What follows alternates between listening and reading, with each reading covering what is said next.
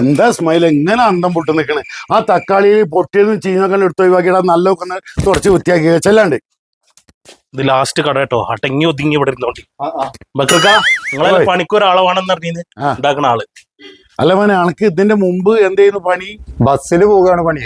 ബസ്സിൽ എന്താ ഡ്രൈവറാ? ഡ്രൈവറൊന്നും അല്ല അക്കാ. അപ്പൊ ബസ്സിന്റെ കിളിക്കാരല്ലേ? എനിക്ക് കിട്ടുന്ന ബസ്സിലൊക്കെ അങ്ങോട്ടും ഇങ്ങോട്ടും ഇങ്ങനെ പോകും.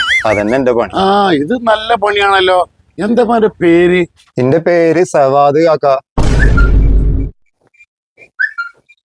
അത് ശരി, ഇജ്ജാളി സവാദി എന്ന് പറയുന്ന ആളില്ലേ?